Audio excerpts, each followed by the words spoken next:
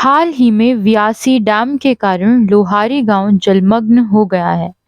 लोहारी गांव की अनेकों तस्वीरें हमारे सामने आ रही हैं, जिसमें अपनी विरासत को छोड़ने की पीड़ा, इंसाफ की गुहार व अनन्य भाव प्रस्फुटित हो रहे हैं।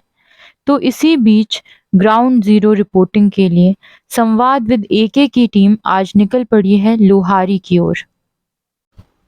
कोई के नोटी गो हमारो से जो गाँव लोहारी जोथंदी लोए रामती सोदालो सीणा प्याजो की क्यारी। कोई के नोटी गो हमारो से जो गाँव लोहारी जोथंदी लोए रामती सोदालो सीणा प्याजो की क्यारी।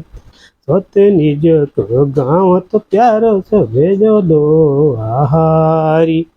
सोते निज को प्यारो तो मेरो गाँव से जो लोहारी। हेला डूबे गो देव को थानो डूबी गाँव की ठारी। देवा मासुआ देवा शिले गुरा राजा राजा हमारी। देवा मासुआ देवा शिली गुरा राख्या लाज हमारी। सारो डूबो देव को थानो डूबी गाँव की ठारी। उबो गाँव बाको लोहारी ऊंधी बसो होतियारी। सारी टूटी गई गाँव की सेजी प्यारी जमींदारी। कोई के नोठी गो हमारो से जो गाँव लोहारी जोथंदी लोए रामती सोदालो सीणा प्याज की क्यारी। जन सारो जनपुर को बाको ताजो जोशो लोहारी। दूसो दूसो को डूब दो लागो गाँव मेरो लोहारी। तो सारो जनपुर को बाको गाँव जोशो लोहारी। दूसो दूसो को डूब दो लागो गाँव मेरो लोहारी। डेमो के खातिर डूबे गो प्यारो गाँव लोहारी। सारे रूमो गाँव के मनीषो इजी बाबा बुआरी। डेमो के खातिर डूबे गो प्यारो गाँव लोहारी। सारे रूमो गाँव के मनीषो इजी बाबा बुआरी। कोई के नोटी गो हमारो से जो प्यारो गाँव लोहारी जोथंदी लोए रामती सोदालो सीणा प्याजो की क्यारी। लोहारी उत्तराखंड के जनपद देहरादून के अनुसूचित जनजाति क्षेत्र के अंतर्गत पड़ने वाली तहसील कालसी में आता है। इस गांव का कुछ भाग टिहरी जनपद के अंतर्गत भी आता है। दिल्ली यमुनोत्री राष्ट्रीय राजमार्ग पर स्थित यह एक साधन संपन्न गांव था। इस गांव में करीब 90 परिवार रहते थे। कई लोगों के घर तो नवनिर्मित ही थे। विस्थापन से मानवीय जीवन तो अस्त व्यस्त हुआ ही है, साथ ही अनेकों जीव प्रजातियों ने अपना प्राकृतिक आवास खोया है। अपने पुश्तैनी घर को छोड़ने के विराट बलिदान के बदले लोहारी के लोगों को क्या मिला? नर्मदा बचाओ आंदोलन हो, चाहे टिहरी डैम का आंदोलन, हर जगह लोगों ने डैम का विरोध किया। तब जाकर सरकार ने उन्हें समुचित रूप से पुनर्स्थापित किया। परंतु लोहारी के लोग डैम के महत्व को समझते हुए कभी इसके विरोध में नहीं उतरे। यह सरकार के पास एक प्रतिमान स्थापित करने का अच्छा मौका था तथा कुछ हद तक अभी भी है कि किस प्रकार लोगों के पूर्ण सहयोग के साथ भी डैम बन सकता है तथा इस पूर्ण सहयोग के बदले में सरकार भी लोगों का पूर्ण सहयोग करेगी। परंतु लोहारी के लोग अभी भी न्याय की आस लगाए बैठे हैं। आदर्श रूप से तो सरकार को पूरे गांव को किसी एक जगह पर पुनर्स्थापित करना चाहिए, क्योंकि गांव शहरों की तरह मात्र लोगों की जमीनों व संसाधनों का समूह नहीं है। यद्यपि यहाँ लोगों का खून का संबंध होता है, लोग समान संस्कृति, समान मूल्यों से बंधे रहते हैं। गांव के खत्म होने से उनके एथनिक टाइज पर भी गहरा असर पड़ता है। अपने घर को छोड़ने व नई जगह पर जिंदगी की शुरुआत करने में मनुष्य पर भावनात्मक, आर्थिक व मानसिक तनाव रहता ही है। इन विपरीत स्थितियों में सरकार को गांव के साथ खड़ा रहना चाहिए। 35 किलोमीटर के सफर के बाद हम लोहारी गांव पहुंच चुके हैं। यहाँ की स्थिति देखकर मैं स्तब्ध हूँ। जो लोग कभी अपने घरों में रहा करते थे, जो सामान कभी घरों की शोभा बढ़ाया करता था, वह सभी बाहर रखा है। वह सब लोग टेम्परेरी शेल्टर्स में रह रहे हैं। करीब 56 परिवार ने जूनियर हाई स्कूल लोहारी में शरण ले रखी है। न यहाँ पर पीने के पानी की अच्छी व्यवस्था है, ना ही शौचालयों की व्यवस्था। उत्तराखंड सरकार, उत्तराखंड जल विद्युत निगम व प्रशासन की लापरवाही ग्रामीणों पर बहुत भारी पड़ रही है। खुले में शौच व गंदे पानी को पीने के कारण कई बच्चों को डायरिया भी हो चुका है। ग्रामीणों से पता चला कि कुछ दिनों के अंतराल के बाद एक टैंकर जरूर भेज दिया जाता है, परंतु वह काफी नहीं है। अपने घर को खोने का गम, अपनी खड़ी फसलों को डूबते हुए देखने का गम ग्रामीणों की आंखों में साफ झलक रहा था। सब कुछ खोने के बावजूद भी एक नई जीवन की शुरुआत का जज्बा इन ग्रामीणों में दिख रहा था।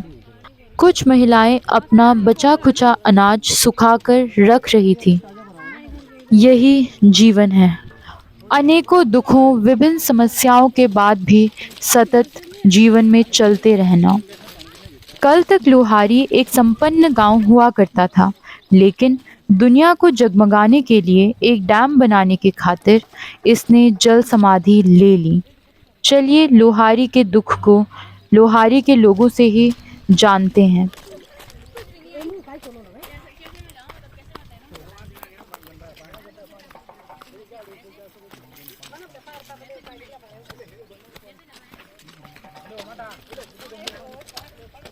लोहारी का दर्द, लोहारी की आवाज़ जानने के लिए सर्वप्रथम आज हम वार्ता करेंगे लोहारी गांव बचाओ समिति के पूर्व अध्यक्ष श्री सुखपाल सिंह तोमर जी से।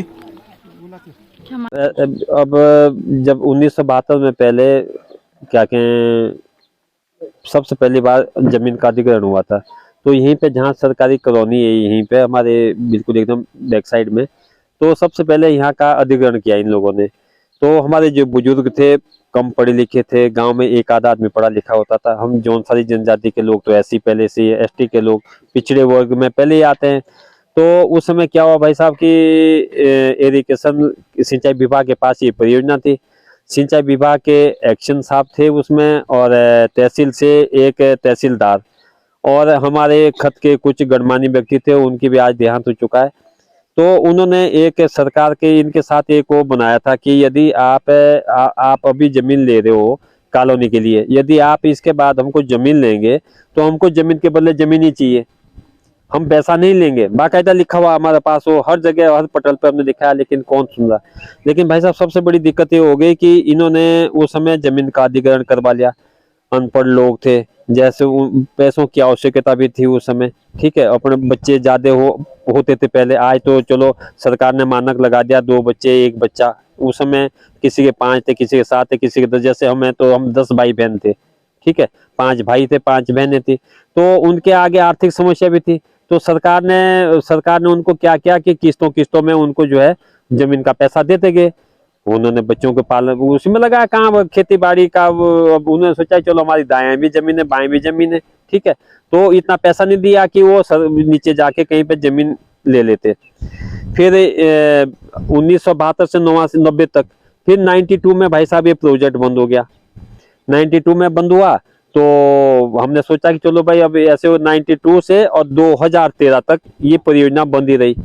अब हम लोगों की क्या कहें, हम लोग वैसे तो परियोजना बंद हुई किन्हीं आर्थिक कारणों के, सरकार के आगे क्या समस्या रही होगी, अब उसमें हम पीछे जा रहे हैं।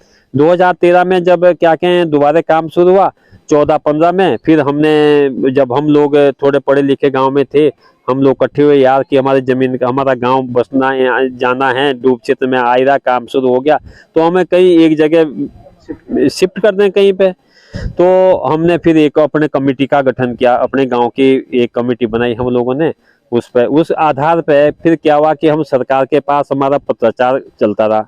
हमने कहा कि भाई हमको जमीन, वो कागज भी दिखाते थे, डीएम को भी दिखाया, जो भी सरकारें आई, कांग्रेस की सरकार थी, तो उन्होंने फिर एक समिति का, हमारे समिति के साथ एक चयन किया था, जिसमें जिला पंचायत अध्यक्ष देहरादून और एडीएम उसमें समिति में वो थे, यूजीबीएनएल के अधिकारी थे, और हम ग्रामवासियों की एक उन्होंने समिति गठित की।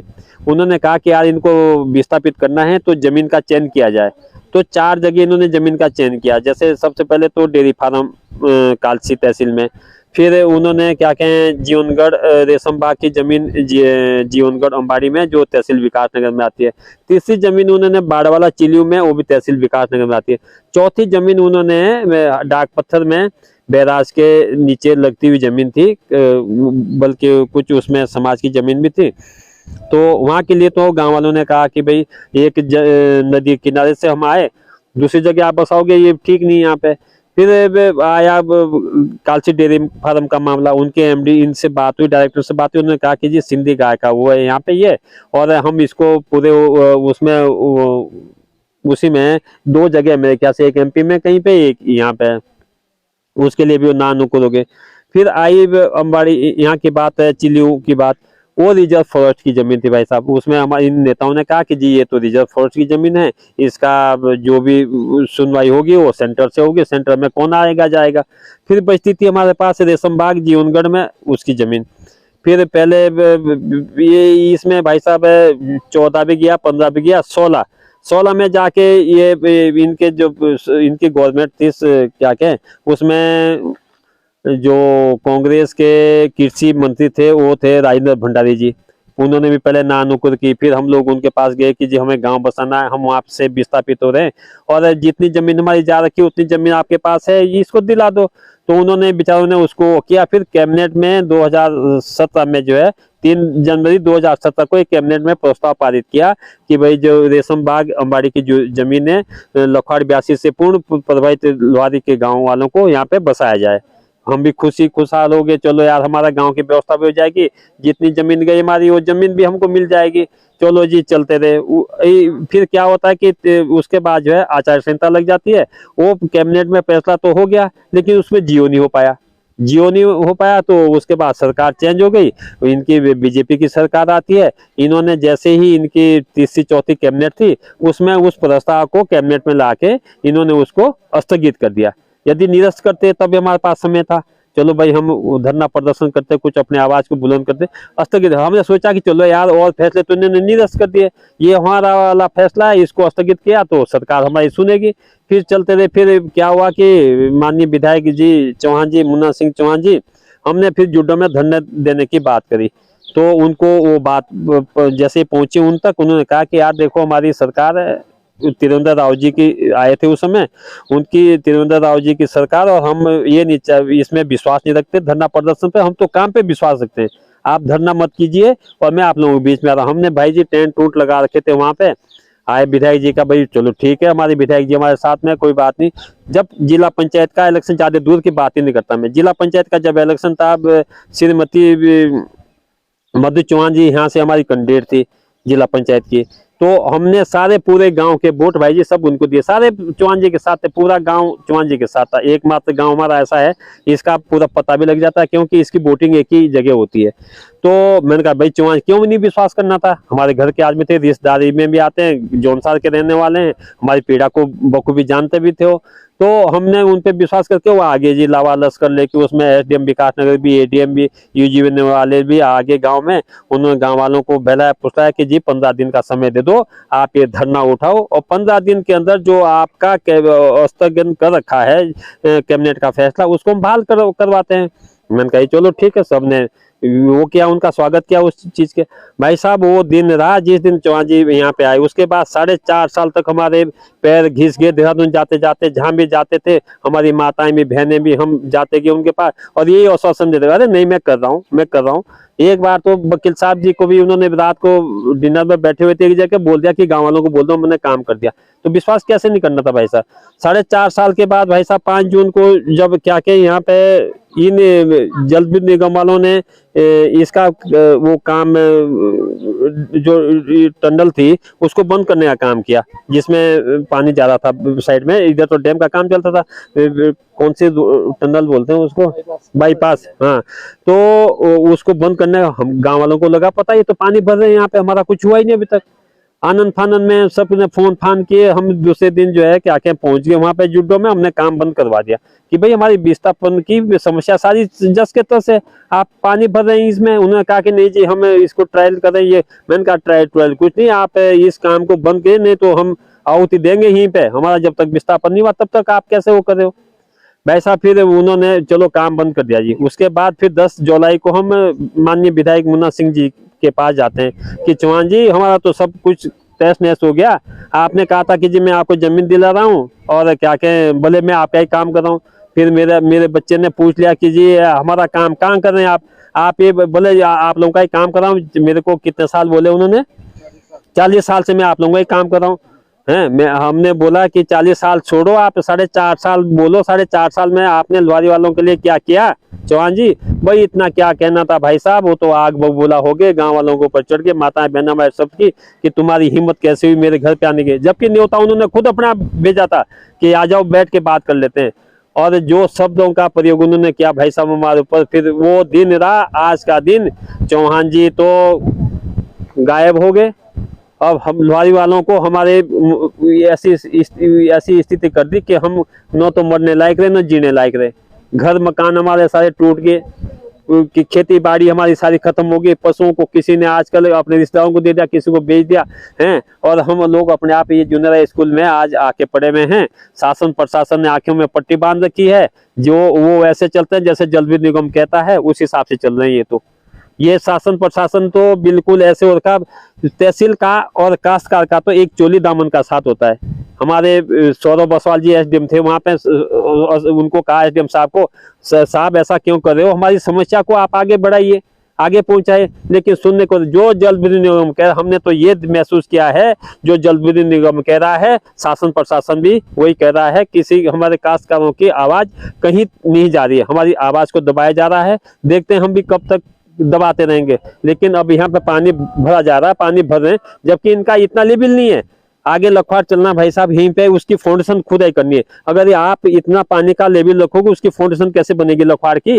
लेकिन गांव वालों को दबाने के लिए, डराने के लिए उनका ये है कि ये डरे दबे यहाँ से जाएं। लेकिन हमारा अभी फाइनल निर्णय, हम मरेंगे तो यहीं पे और बसाएंगे गांव तो भी ठीक है, नहीं बसाएंगे तो हम यहीं पे इसी स्कूल पे हम यहीं रहेंगे। इससे बाहर हम कहीं जाने, कहाँ जाएं भाई साहब। हमारे पास जाने के लिए महिलाएं हमारी ये खुले में सोच में जा रही है। रोटी हम खुले में बना रहे हैं, पानी की व्यवस्था हमने पाइप ला रखे हैं, अपने आप व्यवस्था कर रखी है। इन्होंने पानी के लिए टैंकर आता था इनका, उसके लिए मना किया।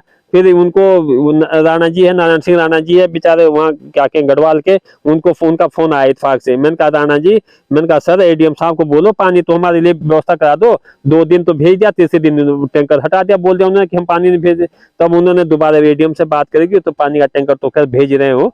लेकिन ये अब भरा हुआ पानी कितना होगा भाई जी, इतने परिवार यहाँ पे, नहाना धोना है, कपड़ा लत्ती है, सब कुछ है। तो फिर अपने आप गाँव वालों ने फिर 2 दिन अपने क्या के मेहनत करके जो अपना पानी ला रखा है। चलो बिजली की तो व्यवस्था कर रखी, लेकिन बाकी कोई सुविधा नहीं, शौच की सुविधा नहीं। हमने बोला था, मैंने कहा नगर पालिकाओं में मिलते हैं वो क्या के शौचालय, सुलभ शौचालय, उन्हीं को रखवा दो, यहाँ पे आ कैसे जाएंगे। लेकिन हमको तो भाई जी इस अवस्था में छोड़ दिया कि कुछ कह नहीं सकते। बस आपने डैम का तो कभी विरोध नहीं किया? कभी विरोध नहीं किया भाई साहब। विरोध करते यदि हमने भी तो अब पछता रहे हैं, विरोध करते तो उस समय करना चाहिए था जिस समय हमारी मांगों को सुना। लेकिन हमको तो जो छला हमारे विधायक जी ने छला, हम उनके कहने सुनने पे आए, उनके विश्वास पे आए, उन्होंने हमारे साथ बहुत बड़ा विश्वासघात किया। लेकिन हम भी अब भगवान से प्रार्थना करते हैं, हमारे पास को क्या है भाई जी, हम तो भगवान को, उसी को, ईश्वर को याद कर सकते हैं कि है भगवान, यदि कहीं है न्याय तो आप भी न्याय करना हमारे साथ। आप कितने परिवार रह रहे हैं यहाँ पे भाई जी? अब ये है कि जो नौकरी वाले तो चले गए, लेकिन 50-55 परिवार तो अभी है यहाँ पे, तो अभी रह ही रहे हैं। अभी बाकी 10-12 परिवार ऊपर अपने मकान में, उनका मकान था वहाँ पे, 8-10 परिवार इधर है। तो मुआवजा क्या सबको मिल गया है या मुआवजा किसी को नहीं भाई जी। आप ये समझो ना कि 5 तारीख की 5:30 बजे इन्होंने ट्रांजैक्शन करी आरटीजीएस के तहत। हमने हमारे तो कुछ लोगों के खाते वो क्या कहें नियत चालू, किसी के पास ऐसी है, तो कुछ लोगों के खाते में पैसे आए। उस पैसे का ये नहीं पता कि मेरे को पेड़ का मिला या मेरे को खलियान का मिला या मेरे को मकान का मिला या मेरे को जमीन का मिला। वो भी पैसे रकम कितनी है, 2-2 2.5 लाख रुपए, 4 लाख 5 लाख रुपए ऊपर की पेमेंट नहीं। वो भी जिनके हमारे खाते में तो आई नहीं, खैर, लेकिन जिनके खातों में आ रही, इससे ज्यादा पेमेंट नहीं है।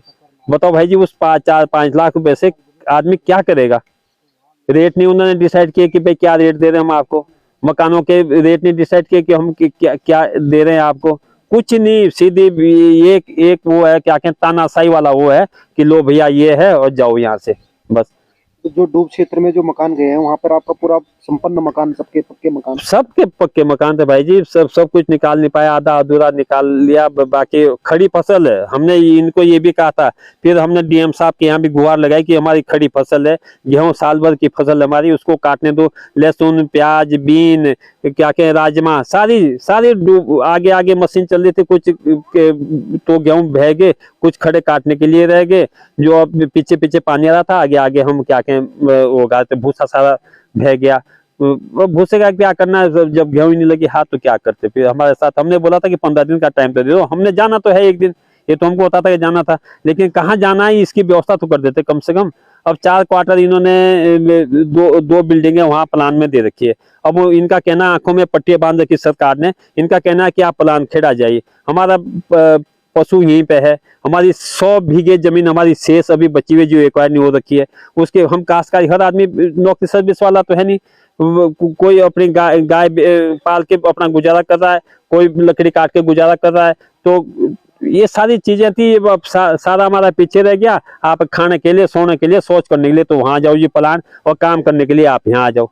जबकि इनको यदि इनका मन सच्चा होता तो यहीं पे वो कॉलोनी है, यहीं बगल में इन्हीं की यूजीएमएनएल की कॉलोनी है, इसी को आप उसे ढंग से उसकी शौचालय की उसकी व्यवस्था करते थे, लाइट पानी की व्यवस्था करते थे, उसकी मरम्मत करवा देते।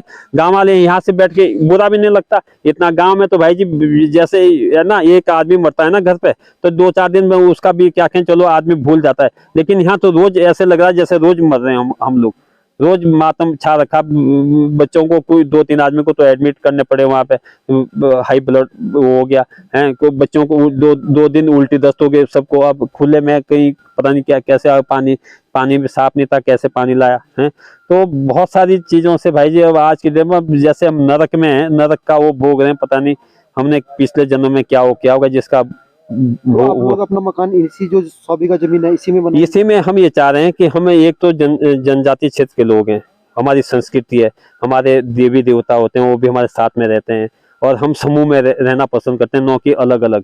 तो अब जैसे अब ये परेशानी है, लेकिन हम इकट्ठे हैं तो एक दूसरे की वो करके थोड़ा अपने आप को वो मानते हैं। तो हम अलग तो रह नहीं सकते, हम समूह जनजाति क्षेत्र के लोग हैं, इकट्ठे रहते हैं। रीति रिवाज हमारा, नातेदारी रिश्तेदारी सारी यहीं से जुड़ी हुई है, देवी देवताओं से हम यहीं से जुड़े। हम ये चाह रहे हैं कि हमारा गांव यहीं पे बसा दिया जाए, हम ये चाह रहे हैं।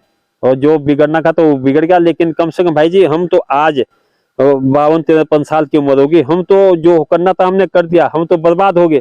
लेकिन हमारे बच्चे कल के दिन में ये परियोजना बनेगी जिसमें हमने अपनी जमीन की आहुति दी, अपने क्या कहें मकानों की आहुति दी है, तो कल को वो टूरिस्ट बन के न आए यहाँ पे। उनका हर किसी को नौकरी नहीं मिलेगी, कोई अपना चाय बेचेगा, कोई ठंडा बेचेगा, कोई कुछ करेगा, तो टूरिस्ट आएगा यहाँ पे, टूरिज्म आएगा यहाँ पे, तो कोई ना कोई अपना व्यवसाय तो जोड़ेगा भाई जी। अगर हमको यहाँ पे रहने नहीं देंगे हैं तो कैसे होगा फिर। हमने इतना कुछ कुर्बान कर दिया है, तो हम ये चाह रहे हैं कि चलो हम तो बर्बाद हो गए, लेकिन हम आने वाले हमारी जो पीढ़ी है, हमारे बच्चे हैं, वो तो सुखी उसमें रहें, वो तो अपना व्यवसाय वगैरह 2 पैसे कमा के अपना जीवन यापन करें। तो ये चाह रहे हैं, इसी वजह से मैंने ये चाह रहे हैं कि हमारी क्या संस्कृति बची रहेगी और आगे आने वाला भविष्य भी अच्छा ही होगा।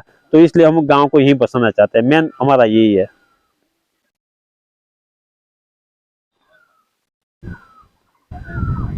मैं नरेश चौहान ग्राम लोहारी का रहने वाला हूं और मैं अपने गांव की समिति का अध्यक्ष भी हूं। हमारा निरंतर 2014 से लेकर के 2021 तक इस परियोजना को लेकर संघर्ष चलता रहा, परंतु सरकार द्वारा हमारी आवाज़ को और हमारी बातों को अनसुना किया गया। वो इसलिए किया गया, हमने हिंदुस्तान में और अपने उत्तराखंड में भी देखा है कि जिस जिस स्थान पर परियोजनाओं का विरोध हुआ है उनका सरकार द्वारा हमेशा समुचित विस्थापन किया गया है, परंतु हमारे लोहारी के गांव वासियों ने इस परियोजना का पूरा समर्थन किया। समर्थन करने के बावजूद भी सरकार ने हमारी अनदेखी की है, जिस कारण से हमें आज खुले आसमान के नीचे रहने के लिए मजबूर होना पड़ रहा है। हमारे बच्चे, बुजुर्ग, वार और हमारी माताएं बहनें आज खुले आसमान के नीचे यहाँ जूनियर हाई स्कूल में शरण लिए हुए हैं, और सरकार ने 6 तारीख के बाद जब उनको गांव हमारा खाली करवाना, तब तो जिला प्रशासन की टीम, उत्तरांचल जल विद्युत निगम की टीम और राजस्व की टीम हमारे गांव में पहुंची थी, परंतु उसके बाद सिर्फ हमारे पास आया तो हमारे क्षेत्र का और हमारे जो राष्ट्रीय स्तर का media, electronic media, print media हमारे बीच में उपस्थित रहा, और 8 तारीख तक प्रशासन की टीम ने हमारी सुध ली, और 8 तारीख के बाद हमारे जो यहाँ पे उन्होंने पानी का टैंकर वगैरह भिजवाया था, वो पानी का टैंकर वगैरह सब बंद कर दिया। जो मूलभूत सुविधाएं होती है आदमी की, बिजली, पानी, वो सब बंद कर दी है। लेकिन हमने अपने व्यक्तिगत संसाधनों से बिजली की लाइन सुचारू करवाई, पानी की लाइन भी सुचारू करवाई, जिसका लाभ हमारे ये छोटे छोटे बच्चे और हमारे बुजुर्गवार, हमारी माताएं बहनें यहाँ ले रहे हैं। ये हम सब अपने प्रयासों से कर रहे हैं, और 8 तारीख के बाद शासन प्रशासन की कोई टीम यहाँ नहीं आई है, और हमारा आज भी सरकार से और शासन प्रशासन से ये कहना है कि हमारी यदि 8 हेक्टेयर जमीन यहाँ लोहारी गांव के आसपास जो हाई फ्लड जोन है उससे बाहर बचती है, हमें आज भी ये आशा और उम्मीद है सरकार से कि इसी स्थान पर हमें कहीं सुरक्षित स्थान पर हमारे गांव को पुनर्वासित कर दें तो बहुत अच्छा होगा, जिसके कारण हमारी संस्कृति भी बची रहेगी, हमारा जो देवस्थान है और हमारी जो जमीन है उसमें हम खेती बाड़ी कर पाएंगे। क्योंकि हमारे जो स्थानीय लोग हैं, हमारा जो मुख्य व्यवसाय है वो कृषि है, कृषि से जुड़े हैं, और हम पशुपालक भी हैं। हमारे यहाँ गाय, बकरी, भेड़ आदि है, और हमारे गांव वालों ने, कुछ लोगों ने तो अभी जब गाय और पशुओं के लिए जो चारा बोया था वो झील में डूब गया, जिस कारण से या तो अपने रिश्तेदारों को अपने पशु दे दिए या कुछ लोगों ने अपने पशुओं को बेच दिए हैं। तो मेरा जिलाधिकारी से यही निवेदन है कि हमारे जल्दी से जल्दी कोई स्थान चिन्हित करके लोहारी गांव को पुनर्वासित किया जाए, ताकि हमारे आने वाले समय में, अब आगे बरसात का मौसम है, झील के किनारे रहना संभव नहीं हो पाएगा, क्योंकि सांप, कीड़े आदि बरसात में बहुत सारे निकलते हैं, जिस कारण से हमारे लोगों को यहाँ रात में खुले आसमान के नीचे रहने में काफ़ी खतरा महसूस होता है, क्योंकि अभी भी झील से काफ़ी बड़े बड़े सांप निकलते हुए देखे हैं, जिसका जिला प्रशासन की टीम जब यहाँ आई थी तो झील में बहुत मोटा सांप एक निकला था, जिसकी वीडियो उनके द्वारा भी बनाई गई थी। तो ऐसे कई सांप यहाँ झील में और इस जहाँ पे हम रह रहे हैं इसके आसपास देखे गए हैं। तो हमारा निवेदन है कि जो टीम कल परसों इन्होंने पिटकुल की और उत्तरांचल जल विद्युत निगम की जो सर्वे करने के लिए यहाँ भेजी थी, उस सर्वे का निष्कर्ष और निर्णय बहुत जल्दी होना चाहिए, ताकि हमें लगे कि हमें सरकार कहीं ना कहीं पुनर्वास करने जा रही है। परंतु यदि उसको भी लंबा खींचा जाएगा तो हमें फिर से अंधेरा दिखेगा, ताकि कि सरकार के द्वारा हमारे लिए किसी प्रकार के पुनर्वास करने की कोई व्यवस्था नहीं की जा रही है। और हमने सरकार को एक स्थान और सुझाया था, जो यहाँ पे सिंचाई विभाग की कॉलोनी थी पूर्व में, अब वो उत्तरांचल जल विद्युत निगम को ट्रांसफर हो गई है। उसमें हमने टेम्परेरी व्यवस्था के लिए उनको कहा था कि टेम्परेरी व्यवस्था हमारी वहाँ कर दी जाए, ताकि जब तक हमारा परमानेंट ठिकाना नहीं होता, परमानेंट ठिकाना होने में 1 साल या 1.5 साल जो समय लगता है, वो समय हम उस कॉलोनी में अपना जीवन गुजर बसर कर सकें। ये हमारा सरकार से और जिला प्रशासन से अनुरोध है। अच्छा, माइक मेरे पास है। जाला घर द्वार डूबे जाला खेत, डांडा काठा बाटा सब होली बस रेत, ना बासी कोयल फिर ना फुलाली प्योली, घुघुतीले घुरा घुरा रुणी रुणी काली, रुणी रुणी काली, थमी जा बगन्या पाणी थमी जा उड्याना बादला ना जा यूं भूमि छोडी ना जा उदेश भाबरा। यमुना नदी के तट पर होने के कारण यहाँ की धरती अत्यंत उपजाऊ थी। कहा जाता है कि जौनसार में क्वाणू व लोहारी दो अत्यंत उपजाऊ गांव हैं तथा यहाँ खेती करने के लिए काफ़ी सपाट भूमि उपलब्ध है जो पहाड़ों में कम ही मिलती है। यहाँ पर राजमा, मटर, गेहूँ, आलू, धान, झंगोरा, मक्का, मंडुआ, टमाटर, प्याज, लहसुन आदि की खेती होती थी।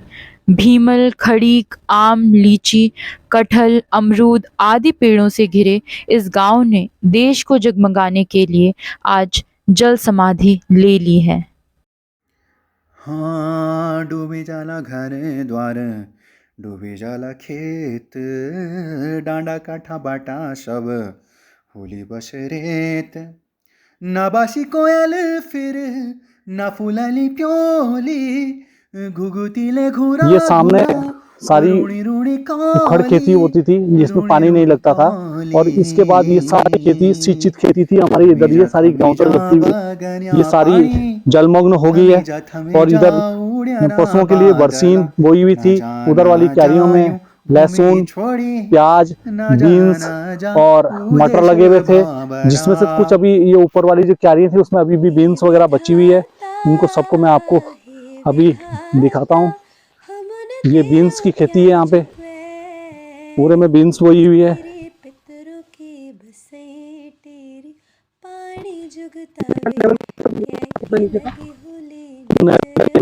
यहाँ से कम 6-7 मीटर डाउन था, 6-7 मीटर ऊपर हो गया। ये बीन्स और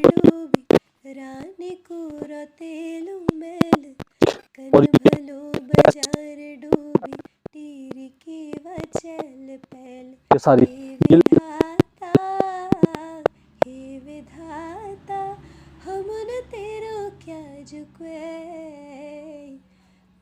बरसीन इस तरह के खेत कम से कम 50-100 खेत। हाँ 50-100 खेत पानी में डूब गए हैं।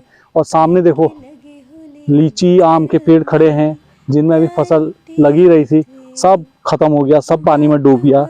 और गांव देखो, पूरा गांव जलमग्न हो गया है। घर आपका वो वाला 3-3 मंजिल मकान बने हुए थे, जिसकी एक मंजिल पूरी पानी में डूब चुकी है। और अमरूद के पेड़ थे वो सारे सब, और कटहल के पेड़ थे, सारे बर्बाद हो गए हैं। सारी खेती बाड़ी बर्बाद हो गई, पानी में सारा जलमग्न हो गया। तो सारे नए मकान बने हुए और नए मकान बने हुए थे, जबकि सरकार द्वारा पुअर मेंटेनेंस के नाम से 20% इसका जो कंपल्सन दिया उसमें भी काटा गया है।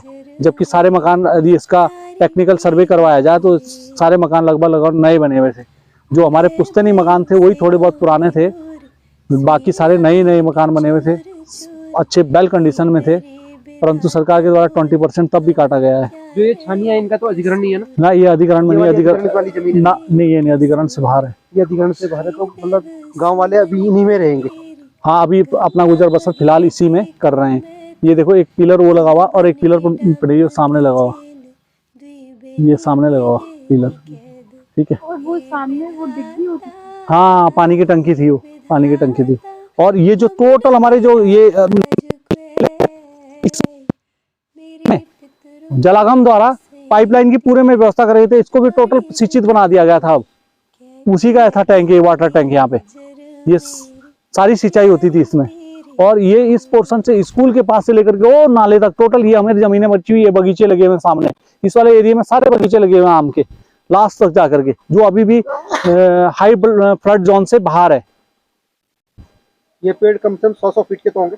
हाँ, 100 फीट के होंगे, 100 फीट के पेड़ थे। नदी उन पेड़ों के उस तरफ। सामने डिस्ट्रिक्ट टीरी दिखाई दे रहा है आपको, इस नाले से लेकर के उस नाले के बीच में मध्य में ऊपर वाली रोड है, इस रोड के बीच में ये नीचे वाली समरसेंस रोड और जो नेशनल हाईवे है, इसके बीच में टोटल हमारी भूमिधरी लैंड है। आज भी कम से कम एक परिवार की 15-15 बीघे जमीन उधर उस वाले क्षेत्र में बची हुई है। उसका अधिग्रहण तो नहीं हो रहा? अभी उसका अधिग्रहण नहीं हुआ, लेकिन सरकार हो सकता है भविष्य में जब लखवाड़ बने तो हो सकता है उसका भी अधिग्रहण करे, हो सकता है ऐसा। लखवाड़ वाला कितनी दूर है यहाँ से? यहाँ से मुश्किल से जहाँ से हमने टर्न करा था 500 मीटर आगे, मैं भी दिखाऊंगा आपको। वहाँ भी डैम बनना है डैम बनना है, मैं दिखाऊंगा उसको भी आपको अभी आगे। तो ये तो एक दूसरे से गिलेंगे तो हाँ हाँ, तो आप देखो बात सुनो, जब तक लखवाड़ नहीं बनाना इसका कोई औचित्य नहीं है। लखवाड़ बड़ी योजना है, लखवाड़ से ही इसको पानी मिल पाएगा। झील विल बननी है, दिल्ली विल्ली के लिए जो पानी का कंपोनेंट है वो जल वाटर कंपोनेंट। कोई के नौठी आमारी से जी प्यारी लोहारी जोथेंदी लोए रामती सौदा लोशिण प्याज की क्यारी सत निज को भंडारो तोलो सलवारी जौनपुर जौन सार को था जो तो लोहारी पर डेम के ताई ये डूबे गो लोहारी। वैसे तो इस परियोजना के लिए भूमि का अधिग्रहण 1972 में शुरू हो गया था। यह प्रक्रिया 1992 में बंद हो गई। 2004 में यह प्रोजेक्ट एनएचपीसी को ट्रांसफ़र किया गया। फिर 2007 में इसे उत्तराखंड जल विद्युत निगम को सौंपा गया। 2013 से इस परियोजना पर कार्य निरंतर चल रहा है। लखवाड़ व्यासी परियोजना कुल 420 मेगावाट की परियोजना है। इसमें व्यासी 120 मेगावाट व लखवाड़ 300 मेगावाट है। व्यासी परियोजना 120 मेगावाट के तहत लोहारी जलमग्न हो गया है। ग्रामीणों से वार्ता करने पर यह बात स्पष्ट हुई कि ग्रामीणों का इस परियोजना से कोई भी विरोध नहीं है। वे हंसी खुशी विकास के लिए, देश निर्माण के लिए अपनी भूमि सरकार को देकर खुश थे। परंतु उनकी मात्र यह पीड़ा थी कि सरकार द्वारा उनका सम्मानजनक विस्थापन नहीं किया गया। वे भूमि के बदले भूमि चाहते थे। यही सरकार से ग्रामीणों की मांग भी है। वे चाहते हैं कि उन सभी परिवारों को एक ही जगह पर बसाया जाए ताकि वे अपनी संस्कृति, सभ्यता को जीवित रख सकें और सामूहिक रूप से रहकर एक दूसरे का दुख दर्द महसूस कर एक नया जीवन प्रारंभ कर सकें। कोई के नौठी आमारी से जी प्यारी लोहारी जोथेंदी लोए रामती सौदा लोशिण प्याज की क्यारी सत निज को भंडारो तोलो सलवारी जौनपुर जौन सार को था जो तो लोहारी पर डेम के ताई ये डूबे गो लोहारी। मैं लोहारी हूँ। कल तक मैं एक संपन्न गांव हुआ करता था, लेकिन दुनिया को जगमगाने के लिए एक डैम बनाने की खातिर मुझे जल समाधि दे दी गई। मुझे दधीची बनने में अपार प्रसन्नता होती। मैंने हंसी खुशी विकास के खातिर अपनी पुरखों की यह अमूल्य धरोहर देश को समर्पित कर दी। परंतु मेरे पुत्रों का समुचित विस्थापन न होने के कारण मैं अत्यंत दर्द महसूस कर रहा हूँ। कल तक जो मेरी गोदी में खेला कूदा करते थे, आज उन्हें दर दर भटकते हुए देखकर मैं बहुत टूट चुका हूँ और चाहता हूँ कि मेरे पुत्रों का समुचित विस्थापन हो। हाँ, डूबे जाला घर द्वार, डूबे जाला खेत, डांडा काठा बाटा सब होली बस रेत। ना बासी कोयल फिर ना फुलाली प्योली, घुघुतीले घुरा घुरा, रुणी रुणी काली, रुणी रुणी काली। थमी जा बगन्या